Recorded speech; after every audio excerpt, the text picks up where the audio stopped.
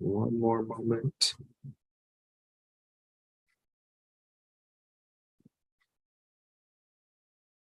All right, we're live. Take it away.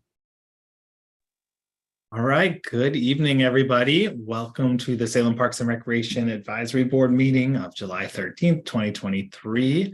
It is a nice, pleasant summer evening, and thank you all for being here. Let's get started with our roll call. I am the chair, Dylan McDowell. I'm here, and next is Keith Norris. I'm here. Alan Alexander. I'm here. Woody Dukes. Here. Rick Hartwig. Here. Al Holland. I am here. Yes. Joan Lloyd. Here. And Debbie Miller. Here.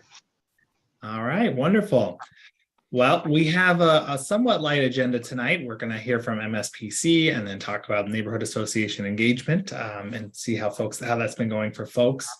And then we'll have some time for our board member updates and everything else. But let's start with the approval of the June minutes. Did everyone have a chance to review those? And are there any edits or suggested changes before we move to approve? Move to approve. Yeah, Second. I hear a second. Any further discussion? Hearing none, all in favor say aye. Aye. Any opposed say nay. All right. We'll move into public comment. I do not see any members of the public here in the room, and I don't think we received anything ahead of time, so I'll just pause for a moment. Okay, hearing none on public comment.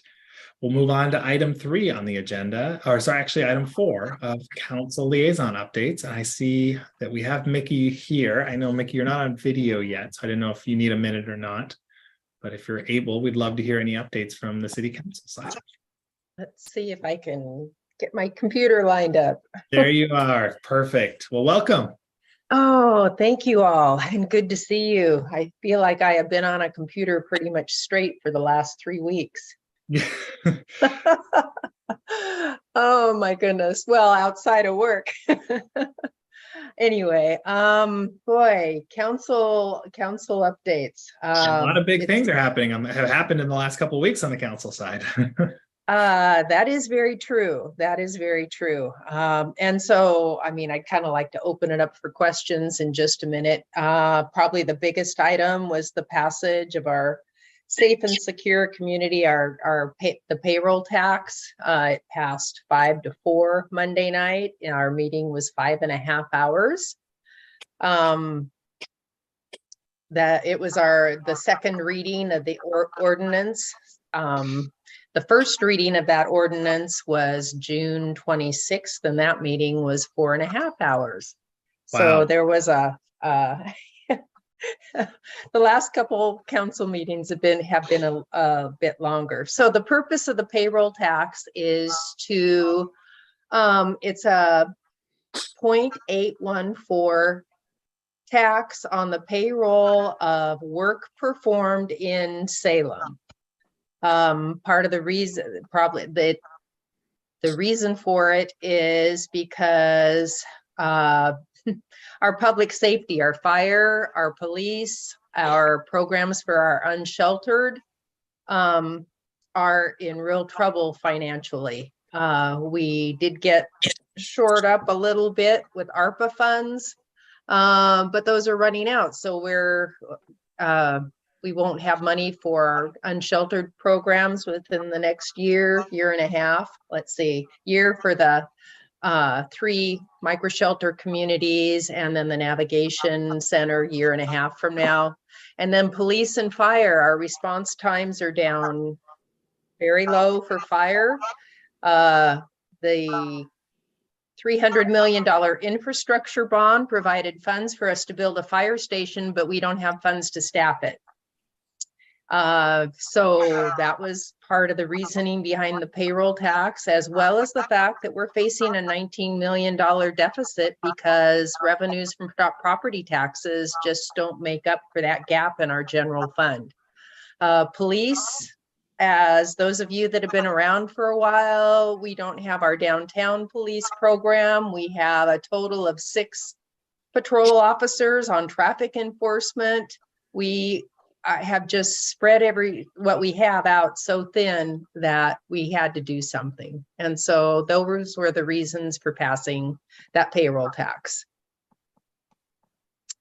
Let's see, what else happened And Monday? I just one thing I Go wanted to ahead. add that really stood out to me from I will admit I did not sit through all 4 hours, but I appreciate, just want to say for you and just knowing how much time that takes, and you all received a lot of community feedback on both sides, and I know that it's just a challenging part of the job. And I think one of the things that I just want to call out on the SPRAB side is when I believe it was Josh from the city was talking about kind of what the impact would be if this were not to pass. And really, a lot of those impacts would fall on things like parks and libraries and the community services that we have, that everyone here is obviously super passionate about. And we have this whole new department in the city. And while new taxes are always challenging, and there's many reasons for that, I think it is. I think that point was really salient. Just thinking about all the things that would have to be cut if this were not to go through. It wouldn't just necessarily be like not adding new things, but the impacts to all the parks and the systems that we all are relying on and seeing right now. So just wanted to bring that up because I thought that was a really important point that was made, and it was also brought out in one of the Statesman Journal articles. Right. And yeah, and when I look at the loss of our parks center 50 plus, I mean, there's so many things that this community counts on that we would end up losing. And I wanted to let you know, I mean, I spent a lot of time responding to emails over the last 3 weeks, actually.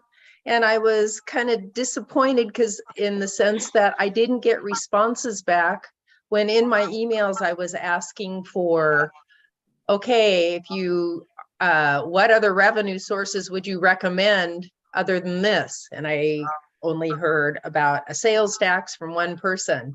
And then I also asked, what services would you be willing to actually cut? And I didn't get responses. Folks want to have all the services, but we also have to pay for all of them. And so that was very, very evident through the emails. So any other questions on the payroll tax? I know there's a lot of information. Yeah, just a second. I also wanted to mention, for those that might remember, the city council previously had this on the ballot in 2020. They had decided in 2019 to move forward with a payroll tax. And then when COVID hit, they decided to pull it off of the ballot. So we were in dire straits back then, and the council realized it. And there was a steering committee that looked at revenue sources back in 2019. I mean, they looked at gas tax, they looked at all different things. I have a whole page and that's only one side of it. All these things that they examined, and the payroll tax was the one thing that would provide the revenue to fill the gap. Yeah, I see Al, you have your hand up.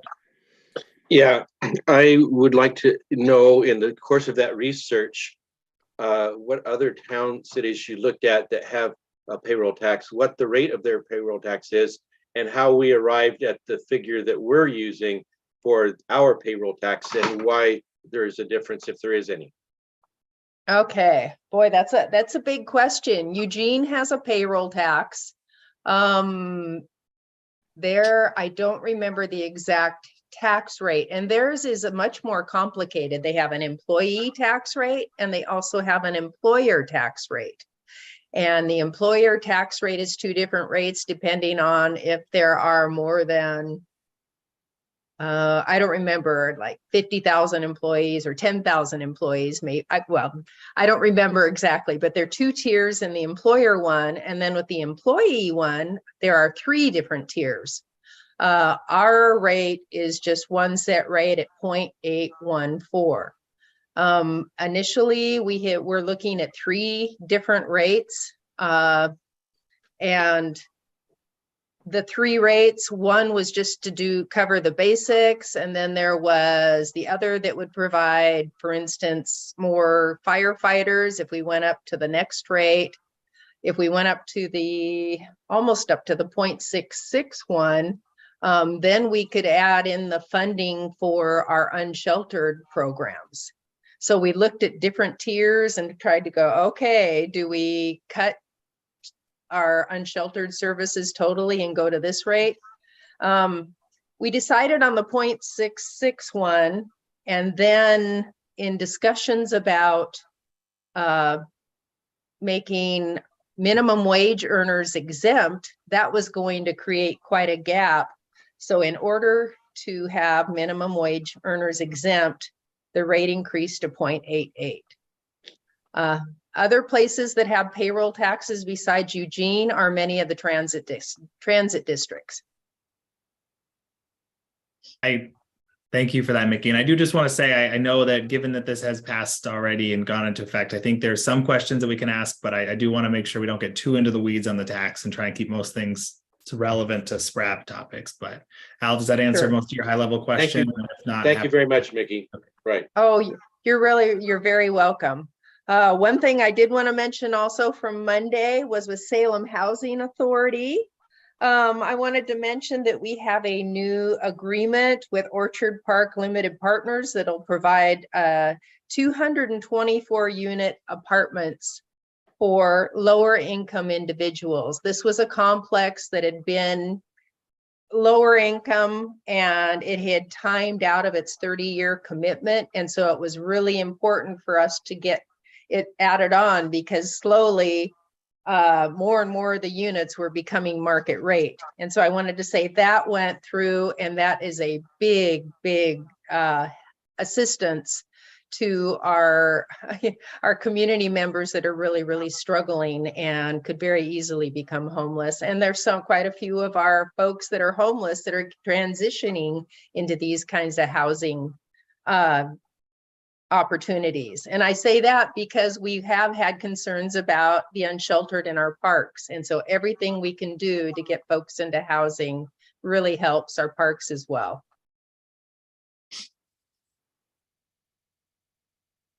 I think Alan Alexander had a question. Oh, well, but yeah, Dylan, you're right. I had a couple of comments and questions, and this is not the time or the place for them. And Mickey, we certainly appreciate your willingness to share with us, many more so than some other counselors, but we do appreciate that. You mentioned about camping in parks. Does the city have a plan? I realize they're going to, but how soon are they going to enforce it? And do you think that's reasonable?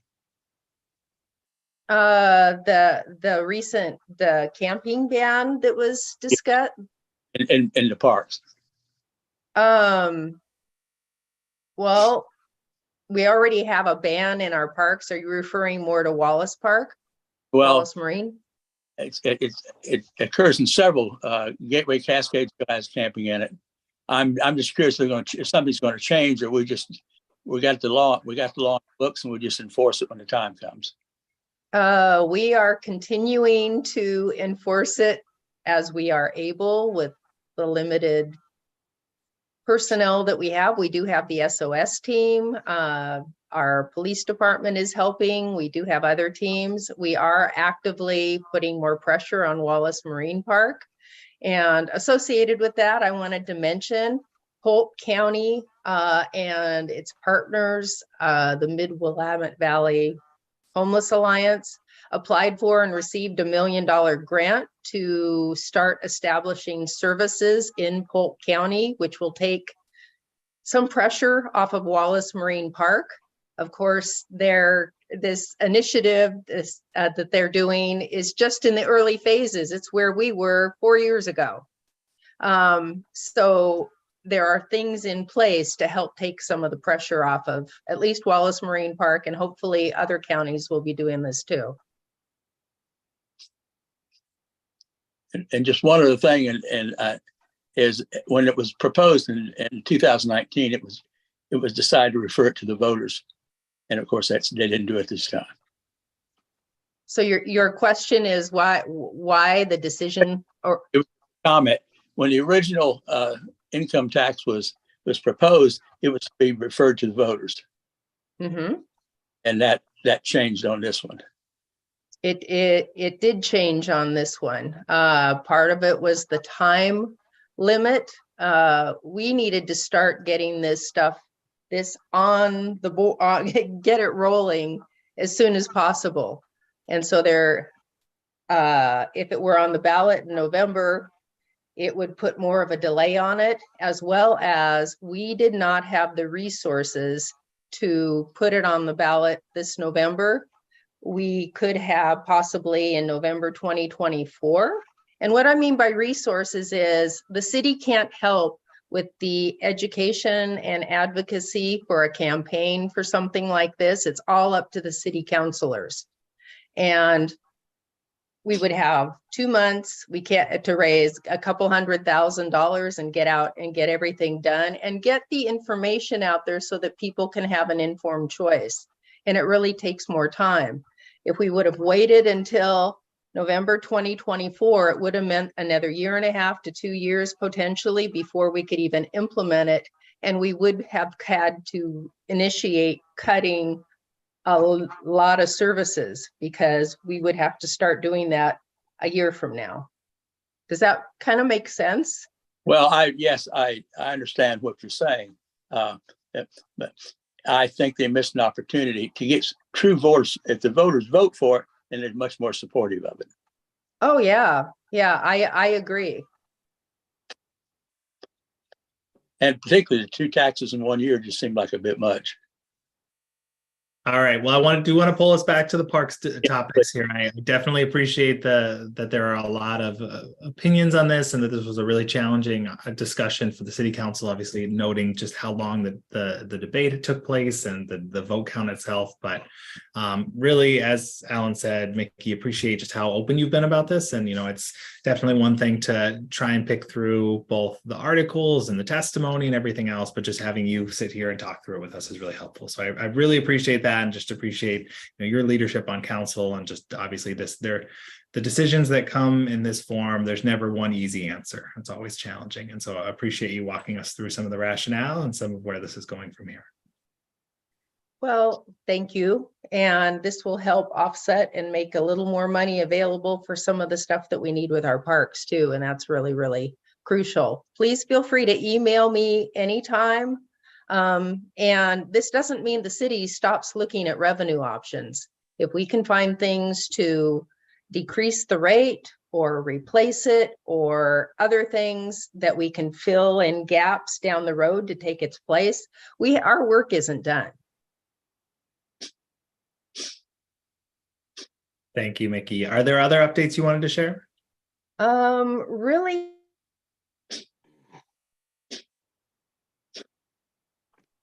Oh, I think we lost you for a moment there. Mickey, you appear to be frozen. Oh, now I think she is gone. We have lost. There we go. She's joining back in. We'll give her one moment here.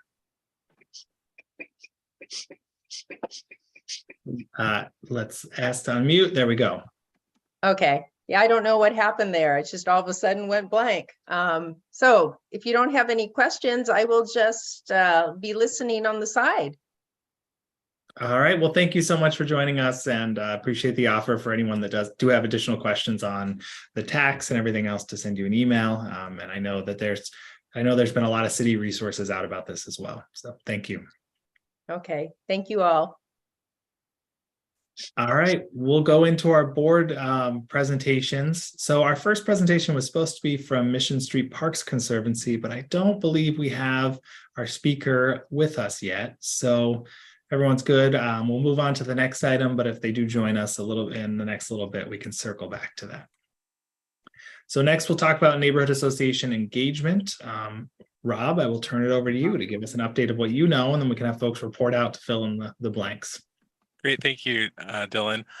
Dylan, I did mention to you earlier via email I'd have a figure to share with you tonight, and unfortunately I do not have it ready. But okay. I'm working on a tracking sheet for everyone, so keep the whole board informed of all the scheduled engagements, and everyone knows the status. I plan to send that out next week. Thank you. We had our first presentation earlier this week. It was to Swan, and Member Miller provided that. And I heard through Scott that she did an absolutely wonderful job. So good. Thank you, Debbie, for representing SPRAB so well. The next one is going to be Dylan, and Dylan's scheduled to give a presentation to Northgate Neighborhood Association next Thursday. Beyond that, I think there's still some members who are trying to make contact with their NAs and get scheduled. And if there's any new dates to report, I'd be happy to jot those down. I have my tracking sheet up right now. I have one. I thought I sent it to you. It's next month. I'm trying to find it on my calendar now. I have Cessna on Cessna. August 22nd. Yes. And Grant. And that one is it's outside, so it's not going to be slides. And then have you heard from Grant yet? No, they're on vacation this month. So they were trying to get away from doing formal presentations. They wanted to do question and answer sessions. So when I follow up with them, I'm going to say if they don't want a formal presentation, then maybe I could just, answer some questions if that's the way they want to do it. Debbie, could you take just a moment to give us any thoughts you have from the first presentation that you did? As Rob mentioned, I'll be doing one next week. It'd be great just to hear, how did it go? Did you have any thoughts or feedback on the slides? Were there different questions that came up that you weren't expecting, maybe that we should be aware of? The slides were great. And I think I emailed ahead of time to Rob to get some questions that did come up. So that was very helpful. Some things about the funding and the timing on the master planning. I did get some questions that I didn't know how to answer, like about cleanups in the slough. They wanted to know about the slough in Minto Brown, if there's like garbage in there, and is there an organized cleanup? I didn't know about that. And then also their trash near the railroad tracks at Minto Brown. Who's responsible for that? Somebody tried contacting the railroad, and they said we're only responsible for 8 feet of it. So is that something that the parks would do, or the city? Or so there was a couple questions that I didn't know how to answer. But overall, I think it went great. Swan has a really good parks person, Pat Norman. So I don't think they really needed as much as some of the other neighborhood associations, because she's like an expert on the SPIF grants and how the whole process. So that's great to hear. I'm really glad that, and I think that you're right. There's some neighborhood associations that do have a really active parks chair and others that do not. And so that's good to know. And I mean, it's a good mentality to go into this, that there's going to be a lot of questions we can't answer. And I know some of those, there was, I think, a turkey question that I saw you forwarded to Rob as well that got rerouted to Jennifer Mongolo. And I mean, I think a big goal here is that we're both getting our name out there as a board, but then also some of these things that people might have a question that might not know how to ask otherwise, we can then route that through and get some good answers. So really appreciate all of your leadership there, Debbie, of both getting the information and then following up to make sure some answers get back into the community. Do folks want to share? So Rob mentioned I have Northgate next week. South Gateway, Rob, I'm going to be meeting with them in September. Their meeting is on the same time as SPRAB. So I was going to join. I'll try and they start. I think my presentation wouldn't be closer till 7:30. So hopefully I'll just leave the tail end of SPRAB. So that should be good. And then North Lancaster, talking with them about some time in September, or they won't be meeting in August. So most likely September, but I need to double check the time, and they're just sending that to me. I saw someone, Alan Alexander, yes. And Rob, I was scheduled to do Sunny Slope next week, and they are having quorum problems, so they've canceled the July meeting, so we're going to try it in August. I have a visit with West Salem Neighborhood Association. I actually attended their meeting yesterday without the presentation, but just to introduce myself and to say that I'll be coming with loaded guns next month. And Rob's going to help me with that. So it's underway and going to be happening. They were very receptive. That's great. And others want to share any of the outreach that you've done so far? Rick or Keith, have you had any success, or have you been able to reach out to the neighborhood associations? I've done some outreach here recently, waiting to hear back on one of them. The other one, SCAN, South Central Association, is not meeting in August. And so maybe potential for September, but still working on trying to determine if that's what's going to work best on their end or not. I haven't heard back yet from either Fay Wright or Morningside. Perfect. Well, doing the outreach is the most important part. And I think, even if we don't end up presenting to every single one, if it doesn't work out, at least having the information there and we can always share slide decks and things like that. So really appreciate everyone taking this challenge on and trying something new. And I think this is really good for SPRAB as a whole. Robin or Joan, I see you're on camera now. I wanted to give you a minute. Did you have any feedback or have you been able to get any scheduled? No, I didn't hear anything back from Nesca, and I'm on the NEN board, and so I'm waiting for Lynn Takata to tell me when she wants it, and we're probably not meeting in August. She's been so busy with the Englewood Forest Festival. I don't think she's going to even consider it until September or October. Gotcha. And we've done SPIF grants before, that kind of thing. So she did have some questions that I asked Rob about. So yeah, it will happen. I just can't tell you when. Sounds good. And Debbie, I saw your hand was up. Yeah, I just wanted to know if Rob could tell us if there's neighborhood associations that don't have an active parks person, that they really need more help. And we need to really push harder to try to, because last year there's $20,000 left from the SPIF grants that maybe some parks didn't even know they could do it. Well, so that's a difficult question to ask. I think there are certainly some neighborhood associations. It is a spectrum, right? There are some that are very organized and get a lot done, and it kind of goes the whole gamut. Frankly, the ones that I don't think we've scheduled with yet are the ones probably are have the least information. So I think if we can connect with some of these neighborhood associations, that'd be great. Dylan, I don't know if you've heard from NOLA. I know they stand out as a neighborhood association that has changed a lot in recent years and may benefit from this outreach. So, yes, so that's an example. Just an example. Yeah. I haven't heard back yet, but I was asking about the specifics of their meeting time. And so I've had one email exchange so far, and I think I responded to them last week again. So hopefully just in the next week or so, I'll get more information. Yeah. Then the other one is Elna, which is Member Holland. That was one of the ones we assigned to you. That one I would prioritize as well. And then the last one would be the let's see, SEMCA, which is the Southeast Mill Creek Association. And Keith, it sounds like you've reached out and are waiting to hear back.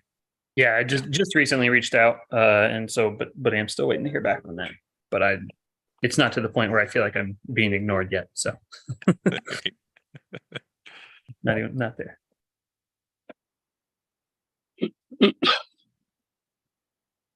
All right, Rob, anything else you want to share with us now? I mean, you've been great about getting folk. I know I already have a slide deck ready that you sent to me. So anything else you want us to be aware of or make sure we're telling people from the parks perspective? I guess one question would be anything relevant to the new community services division. I saw that Scott Archer is going to be presenting right before me at the one next week, which is super convenient because I don't have to give that spiel. But just any tidbits or thoughts for folks that are presenting that don't have the benefit of the new director right there that we should share about that setup. Well, I'll have just kind of two comments. If you think if you need some support, let me know. I'm not committing to go to them all, but I would be happy to attend a few of them. So that's one I'm here to help you. Just keep that in mind. Aside from that, the questions you received at Swan, I think is probably going to be a common theme. Feel free to forward those to me and I can distribute those accordingly.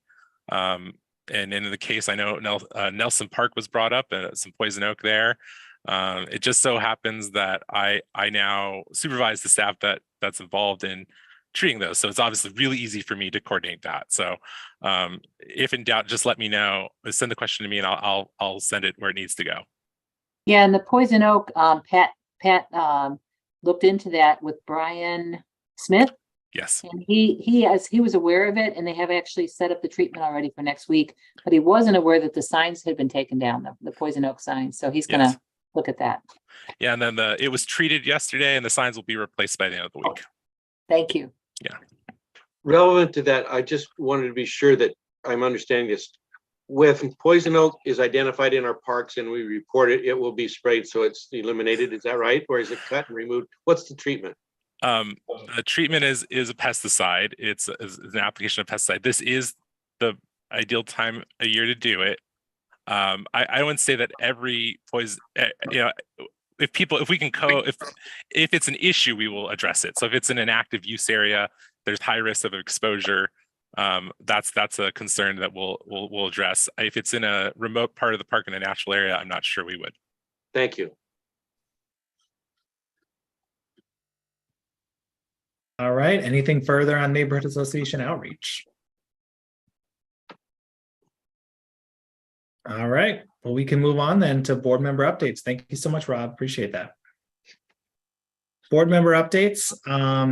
Well, I guess one I would just say is that Debbie has been great about leading us on the bike, the micromobility and e-bike conversation. And I know that I was out on vacation this last week. So Al, you, Debbie, and I need to get on a Zoom in the next week or two, and hopefully just kind of make sure we feel good about all that. I think, Debbie, everything you laid out in your email was great. And so we can just kind of finalize that and send some thoughts back to city staff.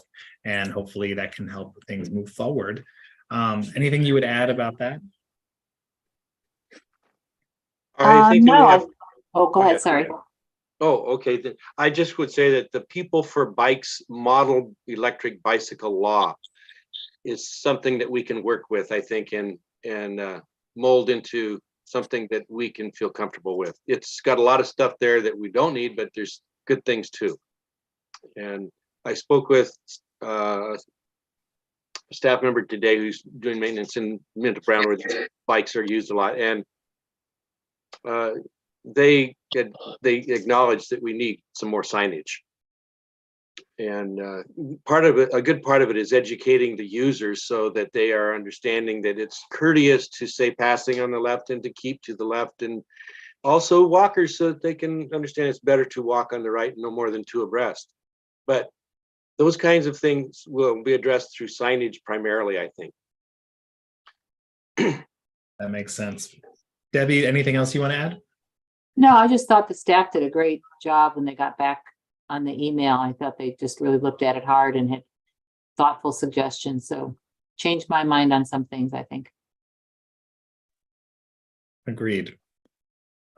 My only other update is I managed to do my first Stride 5K, or my first one since COVID. So that was really fun to get out there. Folks haven't done those. They have the 5K and 10Ks that the city puts on. It was great to get out there for that. I was able to take the whole family, including our dog.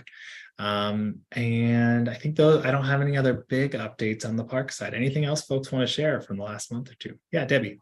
I forgot that I'm going to be interviewed for the 90 Parks in 90 Days tomorrow morning. Oh, great. at Bailey Ridge Park. So that's kind of cool. Wonderful. Yes, I think those are starting to get underway. That's great. You will be the first once again. So this is great. You can give us feedback next month. Yeah. Rick. Yeah, I just want to go a little bit further on our discussion last month on staff recognition, and say again that the foundation's newsletter is wonderful. And it's very well done. And, thanks to Carol Snyder. One of our big goals of staff recognition was to recognize them to the general public in some way. And it seemed like the only thing that we came up with was that members of this board were going to be getting the newsletter. And as much as we want to feel like we're the general public, we're an incredibly small portion of the general public. We're not the general public. And we need to, I think, find some way of getting this recognition out. Even if the staff recognition was just sent to Statesman Journal, and maybe they'll publish it when those come up. I don't know, but I think that we haven't accomplished our goal of staff recognition to the general public if all we get is the newsletter being sent just to us. So I think it's something we need to to further look at. Thank you, Rick. I appreciate that. And I think, the more if you want to help us think about some of those strategies, that would be great. And I think that, as we're just trying to think about what the best approach would be, one that just comes to mind automatically is, if staff are highlighted in the newsletter, I'm just thinking about, are there ways that the city could be including that or recognizing that on the city website? So he just links out even to the Salem Parks Foundation newsletter. Then that way, at least there's some cross representation. So folks that maybe are reading the Connect or something else could see that. So any ideas that you want to, if you could help put together and give us some options, that would be wonderful. And we can try and act on those. Yeah, the foundation does a great job of identifying and doing the write-ups. We need to figure out how to communicate those to the general public. We have wonderful parks. We have wonderful staff. We're basically understaffed in many areas, but the general public, the staff members need to feel like they're being recognized, but the general public needs to be aware of the wonderful people we have working. So, yeah. So, we can, we can brainstorm that some more. I think that would be great. Yes. And any ideas that it'd be great for us to think about. There's probably a lot of ways that on the website or something that we could be linking out to that, like you talked about, that we could be highlighting staff, but not trying to reinvent the wheel. So, yeah. Keith, I think you and Rick, we're going to try and come up with some ideas. So the more you all can put together would be wonderful. And then we can all try and make that an agenda item at a future meeting. All right. I know Keith is That's on. correct. Sorry, I'm That's listening. all right. Been hearing. All right. Joan, I saw your hand was up. Yes, I wanted to tell you that NEN, Northeast Neighbors Neighborhood Association, has met in 2 parks. McRae was in June, and I don't remember how many people came to it, but we had pizza and some chicken nugget things from Domino's with money that the city gave us for volunteer hours. That was one of the things it was used for. And while we were having our meeting, there were about 8 diverse teens playing basketball on the court that was resurfaced and relined a couple of years ago through a SPIF grant. And so it was really nice. I mean, it's used quite a bit, but it was really fun. And what was even more interesting, I went and told them they could come and have pizza, but they were having such a great time. They decided to continue to play basketball. McRae has been hit with gang graffiti. 3 tables and benches were hit, and that's very sad. That's the first time that's happened. But Jason and the staff, I don't know how much of a crew they have for graffiti abatement, but he's taking care of that and right away. And we have plans to plant some pollinator plants near the sign there. We just need to decide when that's going to be and how that's going to happen. And then this month it was at Englewood Park and quite a few people there. So thank you. Thank you, Joan. That's great. And a really good model for others to emulate, just thinking about making the meeting in the park and getting folks out there that may not otherwise go. I mean, I think we all probably get in the habit of going to a few parks over and over again. Anyone else want to share any updates? All right, hearing none, we can go into information reports and we'll just go through one by one. So Parks Planning and Natural Resource Update. Any folks have any questions, or Rob, anything you wanted to share that's in addition to the report? I'll just quickly add that today I attended the Wildlife Advisory Committee of the Willamette Wildlife Mitigation Program. Now, this is the group that's making a recommendation for a grant proposal the city submitted for $3.5 million to fund the acquisition of the River Bend property north of Wallace Marine Park. I'm pleased to say that it seems like we're moving forward in the process, and so that's a good thing. It's not a guarantee at this point. There's still some caution to say that we're 100% going to get those funds, but it's looking really good. So that was just earlier today. That's great, Rob. And a question I had actually when I was looking at your report and thinking about some of the grants that sometimes come up quickly, are these kind of grants ones where having a letter from SPRAB would be useful? And is there some kind of system where we want to have like almost a standing letter ready or something that is approved, or like give a power, like we could vote to have it be, that the chair can sign off on letters quickly if it's, relatively non-controversial, basically saying like we support the parks getting more money, and we could act more quickly to help you on these? I think it's a really great idea. I'm not sure it's entirely necessary. This particular grant program, I really do believe forgive me, but I'm not sure it would have made much of a difference. That's fair. This particular grant program. But in the future, I think we're looking ahead. We have a pretty good idea. The next one that we're tracking is, it looks like the state's going to offer a cycle of the Land and Water Conservation Fund this fall. So I'm just waiting for them to announce it, and then we already have some ideas of what we might consider as an application, and so hopefully there will be ample time to get a support letter from SPRAB. However, it's not a bad idea. I suppose in a pinch, it might be nice to have that delegated authority. All right, well, maybe we can think about what the wording of that would be like, just to figure that out. So I can put that on my to-do list for the next meeting, and then but just make sure you're covered, so you have all the support you need on the staff side. I know that getting things ready for a meeting, voting on it, then waiting till the next one can always take some time. So I will do that as a follow-up.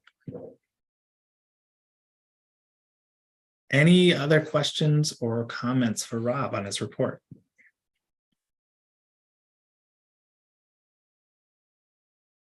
Yes, Alan. Let's make sure you're unmuted here. Let's ask to unmute. There we go. Rob, can you give about a 30-second update on the master plan for Stevens Geodeside Park? Yes, that's the easy one. It's delayed. It's next in line to begin. We are currently focusing on initiating a master plan for Fisher Road Park, which is really close by. And then it will be the next one. We plan to start it certainly in the next 6 months to kick that one off. Just we have a lot of work starting at once. If you might get the sense of that if you read our report. Oh, I did. And it's one I'd volunteered to work with, and I was afraid something had slipped and I didn't know about it, and I was being derelict in my duties. You'll be hearing from us soon, but soon being a few months. Okay, thank you.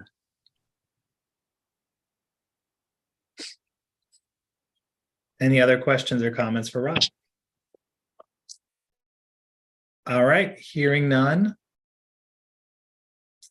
Parks operations update. I don't think we actually have a full parks ops updates, but we have recreation updates, so I can go on to that one for today. And I think we have, yes, Becky. Hello. Hi there. How are you? Good. Well, I saw in your report, first and foremost, that it sounds like the 4th of July event was a huge success, which is great. Yeah, I don't know if anybody on the board had the opportunity to go out, but it went very well. Quite a few people. It's kind of hard at the fairgrounds versus Riverfront to know how many people that were actually there, because it's quite a vast space. But there were thousands of people there, and it seemed like everybody had a good time, and the fireworks were definitely an upgrade from the previous years. Not that they were bad before, but but the 4-inch shells, I personally could tell the difference. But anyway, so yeah, the police department did an amazing job. I don't know how much we had shared with you, but the Oregon State Police, that fairgrounds is kind of their property to kind of support events and things. But they did, apparently there's some sort of contract or agreement, and that was done in this case. So OSP handed that over to the city police, and they did an absolutely amazing, fantastic job. We had a couple lost kids, and they were found quickly, and it was a very hot day, so we had a medic on site and some heat issues and things, but everything went very, very well. We're very happy about it. So that we'll have a couple weeks, and then we'll have a debriefing with Oregon State Fair and Exposition Center staff. So Great. yep, it looks like, I mean, it's highly possible that it will remain at that site so that we can keep the Eagles and everybody else happy down at the park. So When will that decision be officially made? When do you all plan on that out? I would say this calendar year, and likely I think we could probably by September. Yeah. Yeah, so that we can start planning for next year. So Comes quick. yes, it does. And we have a lot of upcoming events. Obviously it's July, it's the busiest month of the entire year. Next week, I don't know if everybody's put 2 and 2 together. I can trust that I have, but the art fair and Ironman are both happening next weekend. So Ironman, the actual event, happens on Sunday, July 23rd. So the art fair goes the 21st, 22nd, and 23rd. But so we've got some street closures and lots of activity happening in our parks, but we're ready and excited to have another Ironman, and I think this one will probably be even bigger and better. So I also had heard, and I don't know if it's has happened or not, but Travel Salem was the agency that had signed the agreement with Ironman for them to come to the city of Salem and use our parks and streets and roads. And they signed a 3-year agreement, and this would be the 3rd year. I think that they were looking at renewing that and it being a 5-year. So we'll keep the board updated on if that happens or not. But my guess is it probably will. So we'll have a few more years with it. And congrats on doing the stride, Dylan. Fantastic. Hopefully you had a good time. It was a great time. Yes, I'm excited to try and get out to more this summer, schedule allowing. But yeah, it was great. Took the twins and the dog, as I mentioned, and my wife. So we had the whole crew, which I really appreciate how the city sets it up so it can be so accessible for everyone. Great. Thank you. Al, I see your hands up. You're on mute. There you go. There. Okay. Quick question. Thank you so much for this. I think the Ironman's a wonderful event. It brings a lot of stuff to Salem, and it's really good. I'll be out there on Sunday cheering those people on. I used to do marathons, but that's way more than what I want. So anyway, good job. Thank you. My concern is that I wanted to ask you, there will be biking on the main trails of Minto Brown. Is that right? No. They'll be running. Just running. Yes, Okay, the biking is all done on streets. Yeah. no, Okay. no My bike only- racing, absolutely not. Thank you. My only concern is about some of the rough root damage on some of the paths that previously has been marked with white paint for safety issues. But that white paint is largely faded, and I'm wondering if we can't be sure to get somebody to run through there and just to spray those rough spots so they don't trip. Oh, okay. No, I appreciate you bringing that up. I will talk to park staff and we'll take a look at that. And you're Towards specifically this- at Minto? Yes, Okay, and specifically on the main trail near the south end of the trail, there's some notable hazards. okay. Thank you. That's all. Yes, thank you.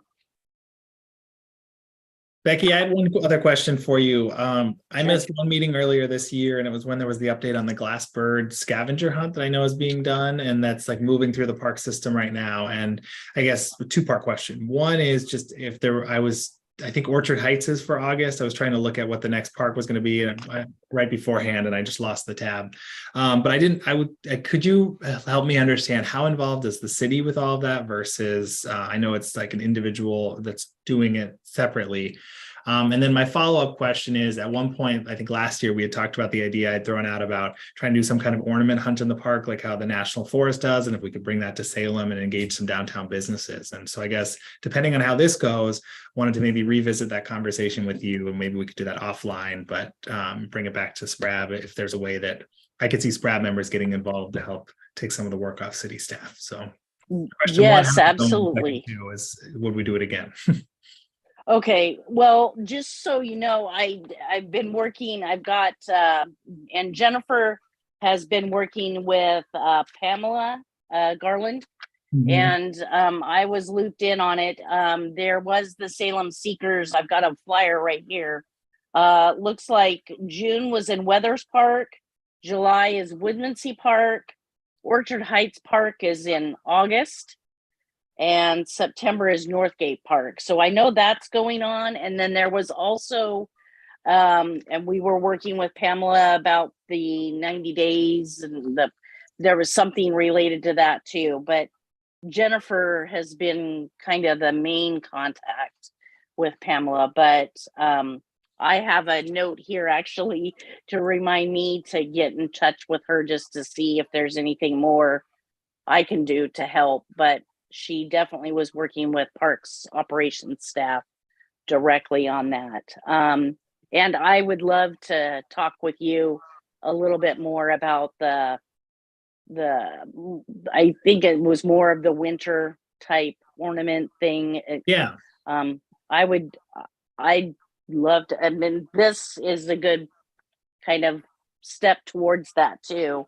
I know as part of the holiday lighting down at Riverfront, we did there was I think they did elves and like a seek and find kind of thing, but it was just that one night. So I would yes, I would love to talk with you about that a little bit more offline and see what we can do. Great. That sounds good. I'll follow up with you, and then in the next couple of weeks we can talk about that, and then see if there's a there and go from that. Great. Sounds great. Thank you. Yeah. Anyone else have any questions or comments for Becky? I think my only comment, Becky, was just kudos and well done on adapting the fireworks show for this year. I know that's a big change for the city operations on that. So well done on making that a successful event. Well, thank you. It was a very a huge team effort, and everything from city staff to the the fairground staff. So thank you. I think we may have solved that, hopefully, for everybody.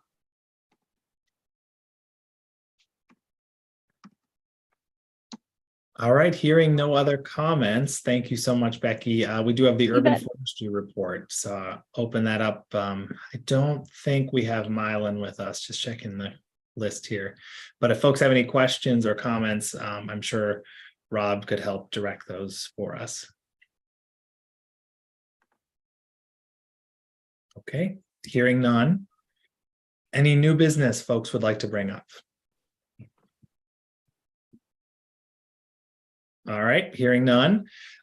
We do have a change. Unfortunately, we're going to need to, as we heard with other neighbor associations, we will need to cancel an August meeting due to quorum issues. So I will not be able to join because I'll be on a work trip. It turns out Keith will not be able to be here, and I know there's a few other conflicts as well. So given that we have to be careful about making sure we hit a quorum, after talking with staff, it sounds like the best course of action. And what has happened the last couple of Augusts as well, as same with these neighborhood associations, is people go on vacations. So if everyone's all right with that, I think makes the most sense is for us to plan to reconvene at our September meeting, and then use August to continue with the neighborhood association outreach.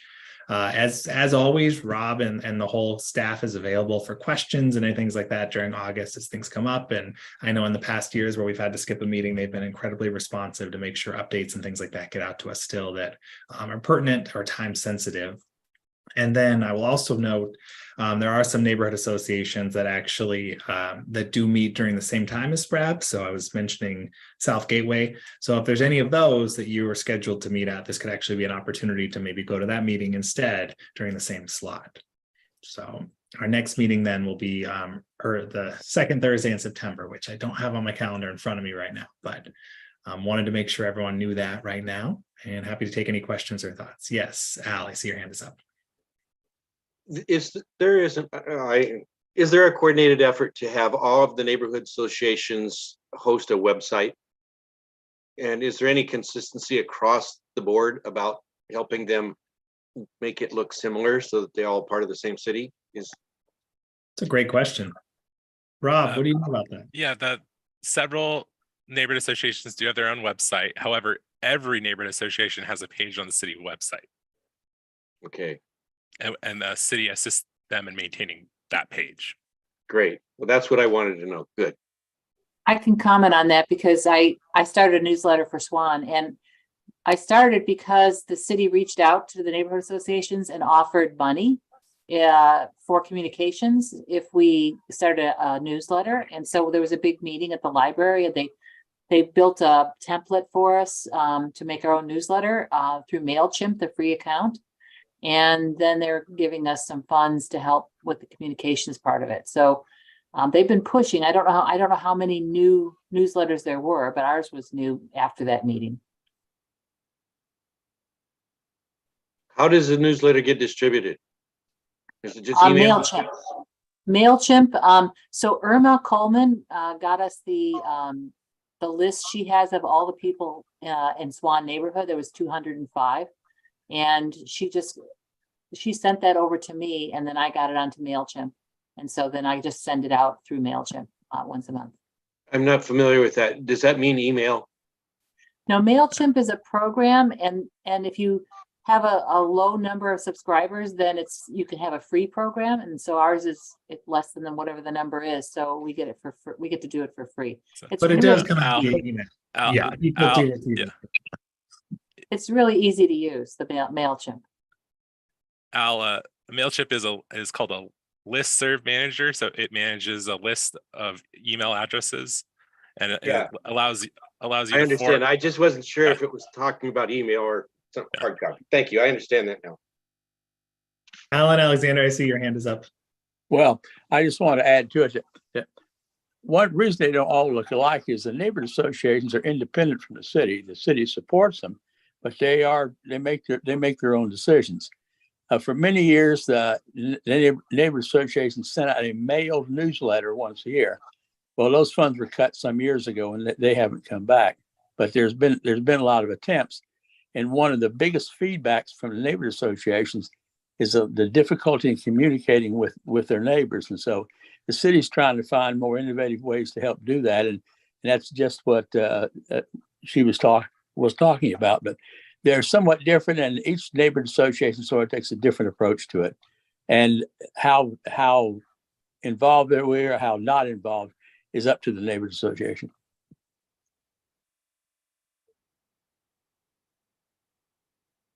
So that's the short history of them.